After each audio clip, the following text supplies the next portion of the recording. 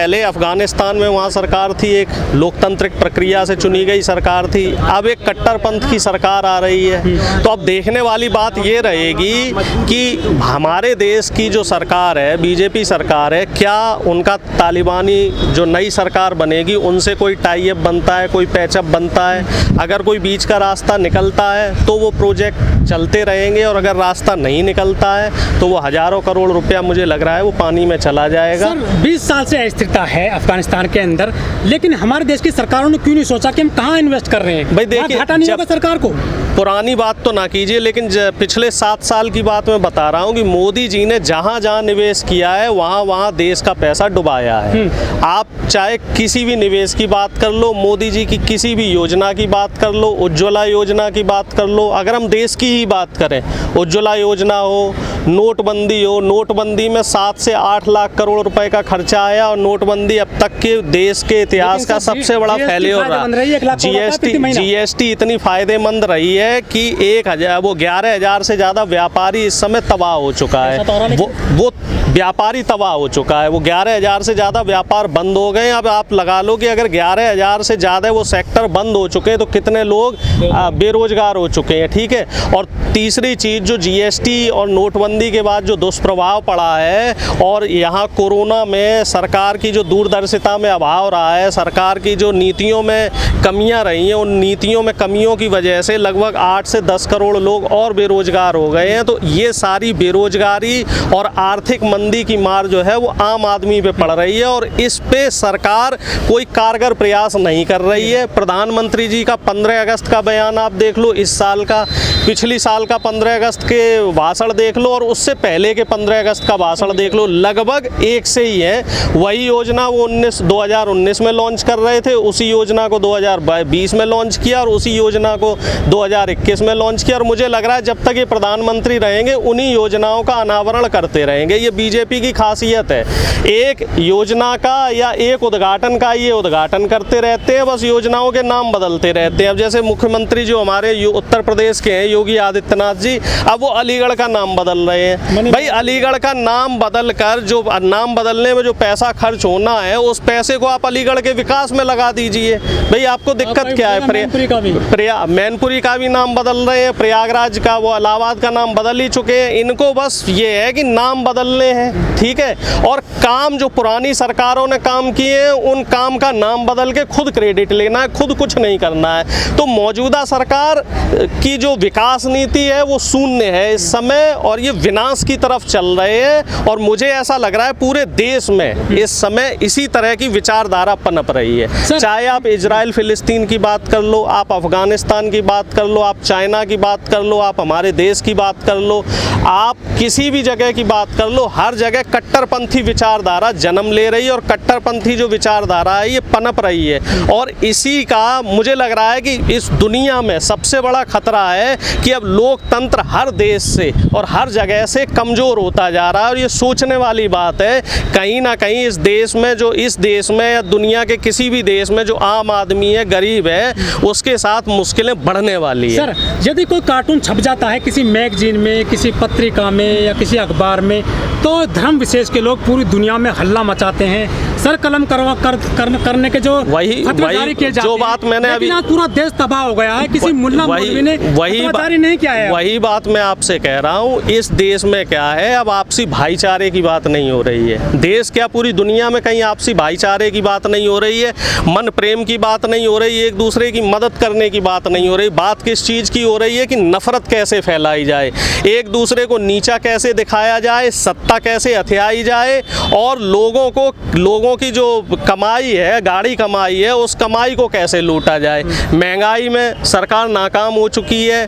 और सरकार ही इन तरीके के जो पोस्टर हैं या बैनर्स हैं या इस तरह के जो नफरत वाली बयानबाजियां हैं, इनको सरकार खुद बढ़ावा दे रही है। अश्विनी उपाध्याय जैसा आदमी जो एक धर्म विशेष के लिए इस तरीके से टिप्पणियां कर रहा था, उसको अगले दिन आपने जमानत दिलवा दी। तो आप समाज में क्या मैसेज देना चाह रहे हैं? मोहन भागवत जी ये कहते हैं कि अगर मुस्लिमों के लिए कोई इस तरीके की बात करता है, लिंचिंग करता है या हेट स्पीच देता है तो वो हिंदू नहीं हो सकता। और उनके ही संगठन का एक जिम्मेदार आदमी जब प्रवक्ता रहा है वो इस तरीके की बात करता है तो उस पर मोहन भागवत कहाँ है, उस पर बीजेपी के जो अध्यक्ष हैं नड्डा साहब वो कहाँ है। ये लोग इन्हीं के प्लांट किए हुए लोग हैं, इनको इन्होंने खुला छोड़ रखा है कि तुम समाज में नफरत फैलाओ, दंगे फैलाओ, बाकी हम सब काम जो काम है वो सब हम देख लेंगे। जो सोशल मीडिया है हमारे देश में, चाहे ट्विटर हो, फेसबुक हो, चाहे और साइट्स हैं, वहाँ खबरें ट्रेंड कर रही हैं 2 दिन से कि इंडिया में तालिबान।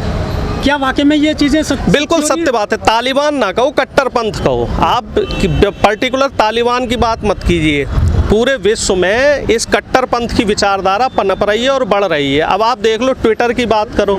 एक समय ऐसा था, हमें ट्विटर पे भरोसा था कि ट्विटर हमारी बात को ईमानदारी से रखता था, लेकिन पिछले एक हफ्ते से एक जो माहौल ये तैयार हो रहा है कि ट्विटर पे जो बीजेपी के विरोध में अगर कोई बात कह रहा है, सच्चाई को दिखा रहा है, सरकार की कमियों को दिखा रहा है, तो ट्विटर उनके अकाउंट लॉक कर रहा है। कांग्रेस के 5000 से ज़्यादा नेताओं के ट्विटर अकाउंट लॉक हो चुके हैं, जिसमें कांग्रेस के जो हमारे विपक्ष के नेता है राहुल गांधी जी, उनका अकाउंट भी शामिल है। तो अब लोकतंत्र की बात कहाँ रही, अब अभिव्यक्ति की आज़ादी की बात कहाँ रही, ठीक है, अब फ्रीडम ऑफ स्पीच की बात कहाँ रही इस देश में। हमारा देश दुनिया का सबसे बड़ा लोकतंत्र हुआ करता था, लेकिन ना तो इस समय पत्रकारिता स्वतंत्र है, ना आम आदमी स्वतंत्र है, ना कोई विपक्ष का नेता स्वतंत्र है। कोई भी आम आदमी की बात को नहीं कह सकता है, कोई भी गरीब भुखमरी पे बात नहीं कर सकता, कोई भी बढ़ती हुई महंगाई पे बात नहीं कर सकता, कोई भी महिलाओं के साथ हो रही दुराचार पे बात नहीं कर सकता। जो इसके खिलाफ आवाज़ उठाता है उसकी आवाज़ को किसी भी तरीके से दबा दिया जाता है। अफगानिस्तान में जो बवाल मचा हुआ है, सत्ता का तख्ता पलट हो गया है, उसका अफगानिस्तान की स्थिति का भारत की राजनीति पे क्या असर पड़ेगा? हर जगह फर्क पड़ेगा, हर जगह कट्टरता को बढ़ावा मिलेगा। जिस तरीके से अफगानिस्तान में ये घटना हुई है, पूरे विश्व के लिए शर्म की बात है। अमेरिका हो, रूस हो, चाइना हो, जितनी बड़ी महाशक्तियाँ थीं, सबने कट्टरपंथ को बढ़ावा दिया। अमेरिका अगर चाहता तो तालिबान इस तरीके की घटना नहीं कर सकता था, बीच का कोई रास्ता निकलता, लेकिन अमेरिका खुद चाह रहा था कि अफगानिस्तान कमज़ोर हो, जिससे कि अफगानिस्तान के जो रिसोर्सेज हैं उनको अमेरिका हथिया सके, जैसे कि अमेरिका ने ईरान में और इराक में किया है। अमेरिका यही काम करता है कि देश में जो ये है गृह युद्ध की स्थिति करवाता है। पहले खाड़ी युद्ध करवाया इराक ईरान में, उसमें अभी पाकिस्तान होता जा रहा है ना अफगानिस्तान में। तो भाई पाकिस्तान का भी यही हाल हो जाएगा, अफगानिस्तान को ये कमज़ोर कर देंगे, उससे अमेरिका फ़ायदा ले लेगा, फिर उसके बाद पाकिस्तान में भी यही होने वाला है। जो पाकिस्तान अभी खुश हो रहा है ना कि हम अफगानिस्तान के रिसोर्सेज लूट लेंगे, तो पाकिस्तान की गलतफहमी है। अमेरिका जो महाशक्ति है इस समय दुनिया की, वो पाकिस्तान के साथ भी यही करने वाला है। वहाँ भी इस तरीके का काम होगा, क्योंकि वहाँ के भी जो आतंकवादी संगठन है वो पाकिस्तान ये अमेरिका की तरफ से कहीं ना कहीं उनको भी फंडिंग हो रही है, और इसके कई सबूत पहले भी मिलते रहे हैं। और मुझे लग रहा है ऐसा लग रहा है कि आतंकवाद को जो अमेरिका जैसी महाशक्तियाँ हैं ये कहीं ना कहीं बढ़ावा दे रही हैं, और ये हर देश के लोकतंत्र के लिए खतरे की घंटी है। भारत पे क्या असर पड़ेगा सर इसका? भारत पे असर ये पड़ेगा कि यहाँ भी लोकतंत्र कमज़ोर होगा। जो बीजेपी आरएसएस जैसी जो देश की शक्तियाँ हैं, जो पार्टियाँ हैं, ये लोग और कट्टरपंथ की तरफ जाएंगी। एक गलत मैसेज अब हमारे यहाँ आने वाला है, लोकतंत्र खतरे में रहेगा और आगामी समय में इसके दुष्परिणाम हमें देखने को मिलेंगे। तो बीजेपी फ़ायदा उठाएगी इसका? बीजेपी इसका बिल्कुल फ़ायदा उठाएगी। बल्कि इस समय भारत को ये करना चाहिए था कि हमें अफगानिस्तान का साथ देना चाहिए था, लेकिन भारत न्यूट्रल रहा और दुनिया के सभी देश न्यूट्रल रहे, ठीक है ना। जबकि हमें जो है लोकतांत्रिक व्यवस्था कहीं भी अगर गड़बड़ा रही है, तो हम विश्व का सबसे बड़ा लोकतंत्र है, तो हमें उनका साथ देना चाहिए। लेकिन जो भारत की जो मुस्लिम आबादी है वो भी कहीं खुल करके जो है सामने नहीं आ रही है अफगानिस्तान के लिए। मुस्लिम तो वैसे ही डरे हुए हैं, मुस्लिम तो यहाँ वैसे ही डरे हुए हैं। मुस्लिम तो अपने आप को बचाने की कोशिश कर रहे हैं। पिछले 7 साल से हमारे देश में हिंदू मुसलमान का ऐसा माहौल कर रखा है कि अगर मुसलमान कुछ बोलता है तो बीजेपी का IT सेल उनके बयानों को कुछ का कुछ करके अर्थ का अनर्थ कर देता है। अभी आप हाँ बिल्कुल इसी वजह से चुप बैठे। आदमी पहले अपनी जान बचाएगा या बाहर का मामला देखेगा। अभी पिछले दिनों में देखने में भी आ रहा था मुसलमानों के लिए क्या क्या तरीके से बीजेपी इस तरीके का माहौल क्रिएट कर रही है। विपक्ष का कोई नेता अगर मुसलमानों के पक्ष में कोई बात कहता है तो उस मामले को इस तरीके से तूल दे के उसको देशद्रोही और आतंकवादी घोषित करने का कोशिश किया जाता है। मोदी सरकार है जो वो कह रही थी लास्ट ईयर कि हम CNRC ला रहे हैं तो अफगानिस्तान अफगानिस्तान, पाकिस्तान और बांग्लादेश में जो हिंदू परिवार है जिन पर अत्याचार वहाँ होता है, तो अभी ये बताइए जो तालिबान ने जो अभी अफगानिस्तान में कब्जा किया है, तो हमारी सरकार ने हमारे वहाँ पे अफगानिस्तान में जो हिंदू फंसे हैं उनको एयरलिफ्ट कराने के लिए क्या इंतजाम कराया है?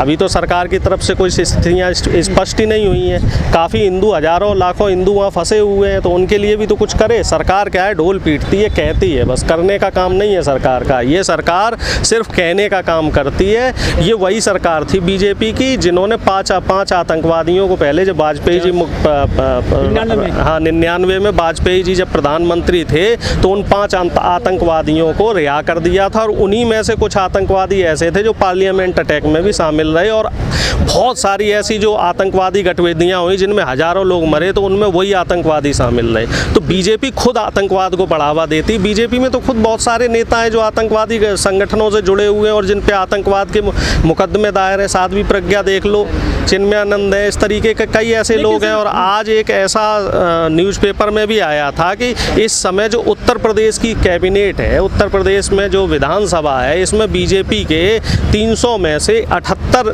जो नेता हैं, जो विधायक हैं, वो ऐसे हैं जिनके ऊपर क्रिमिनल केस हैं। तो ये तो पार्टी खुद क्रिमिनल माइंड लोगों की पार्टी है, तो इनसे आप कैसे उम्मीद रख रहे हो कि लोकतंत्र को बढ़ावा देंगे? सर, अटल बिहारी वाजपेयी जी ने भी कहा था कि अफगानिस्तान से मेरे पुरखों की मुझे वहाँ की मिट्टी से मुझे खुशबू आती है, लेकिन कहते हैं कि अफगानिस्तान हमारा दोस्त रहा, अच्छा पड़ोसी रहा है, लेकिन अब कोई नहीं। बीजेपी की हमेशा कथनी करनी में फ़र्क रहा है। वो जो बीजेपी वाले लोग जो कहेंगे, समझ लो वो करेंगे नहीं, ठीक है। पाकिस्तान का विरोध करते हैं, ठीक है। अब चाहे आडवाणी जी हो, वो वहाँ के जिन्ना की तारीफ़ करते हैं जाके, ठीक है।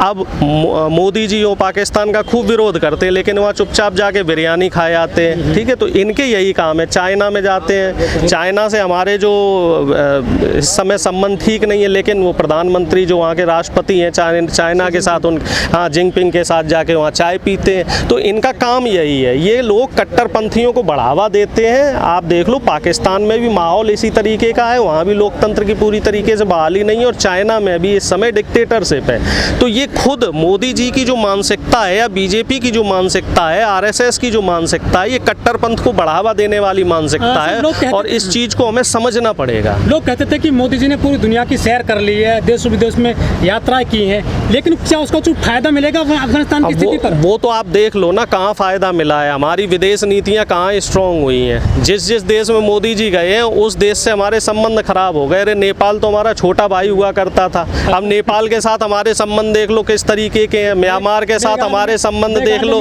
भूटान में से हमारे संबंध देख लो, बांग्लादेश से संबंध देख लो, और आप क्या कहते हैं श्रीलंका से संबंध देख लो। हमारे अपने देश की स्थिति देखो ना, मेघालय में क्या हो रहा है, ठीक है। तो मोदी जी तो देश का नाश करने पे तुले, जहाँ जहाँ ये जाते हैं वहाँ हमारे देश की थू करवा के आते हैं। अब पहले क्या था कि सोशल मीडिया में जो विपक्ष के लोग थे वो इतने एक्टिव नहीं थे, तो चीज़ें उन्हें नहीं पता चल पा रही थी। मेन स्ट्रीम मीडिया जो दिखा देता था, आदमी उसी को हकीकत मान लेता था कि भाई मोदी जी ने ये काम बढ़िया किया, वो काम बढ़िया किया। अगर मोदी जी की विदेश नीति अच्छी है तो पेट्रोल और डीजल के दाम क्यों बढ़ रहे हैं? निर्मला सीतारमण जी ये कह रही हैं इस समय कि जो कांग्रेस है, कांग्रेस की वजह से डीजल पेट्रोल के रेट बढ़ रहे हैं। भाई 7 साल से तो आप हो सत्ता में, कब तक आप नेहरू का, कांग्रेस का और गांधी परिवार का पीछा नहीं छोड़ोगे, ठीक है। अब तो आपको जिम्मेदारी लेनी पड़ेगी। आप सीधे सीधे क्यों नहीं कहते हो कि हमारे लिए जो फंडिंग की गई है अंबानी अडानी जैसे बड़े बड़े उद्योगपतियों की, तो हमें उनका टैक्स भरना है, इस वजह से हम पेट्रोल डीजल के दाम बढ़ा रहे हैं। भाई जीएसटी इस समय माइनस में चल रही, जीएसटी के जो जीडीपी के आंकड़े इन्होंने जाहिर नहीं किए, माइनस में चल रही। तो उस सरकारी व्यवस्थाओं को और देश को चलाने के लिए इन्हें पैसा चाहिए, तो वो पैसा कहाँ से आएगा? महंगाई इसी वजह से बढ़ रही है कि वो पैसा ये लोग कवर अप करें और जो योजनाएं हैं उनको क्रियान्वित करें। लेकिन इस समय सरकार पूरी तरीके से विफल है और सरकार सच्चाइयां नहीं बता रही है। दुर्भाग्य की बात ये है, इससे पहले जो सरकारें थी कम से कम बता तो देती थी कि हमारे पास जो है, हमारे पास खजाना नहीं है। तो एक टाइम आप याद कीजिए लाल बहादुर शास्त्री जी वाला, तो उन्होंने ये कहा था कि अगर देश का आदमी, देश के पास इस समय खाने पीने की कमी है, तो अगर आप लोग एक दिन का खाना छोड़ दें तो बहुत से ऐसे लोग हैं जिनको खाना मिल जाएगा। लेकिन अब इंदिरा गांधी जी ने जब लड़ाई हुई थी पाकिस्तान के साथ, तो हर घर से पैसे मांगे थे, जिसकी जो जितनी कैपेबिलिटी हो वो उतना पैसा देश के खजाने में दें। तो इस समय मोदी जी को भी इस तरीके से बोलना चाहिए कि भाई हमारे देश का खजाना खाली हो रखा है और आप लोग अपने खर्चों की कटौती करें और हमें भाई कुछ पैसा दें। लेकिन इनकी नीयति ठीक नहीं है। इनको मान लो अगर कोई पैसा दे भी दे तो वो पैसा कहाँ जाएगा? अंबानी अडानी की तिजोरियों में। अब ये हमारी जो खेती है, किसानी है, इसको भी अंबानी अडानी की तिजोरी में भरना चाह रहे हैं। अडानी को इन्होंने कश्मीर से लेके पूरा हिमाचल प्रदेश के जितने भी सेब के बागान थे सब उनके यहाँ गिरवी रख दिए हैं। ठीक है।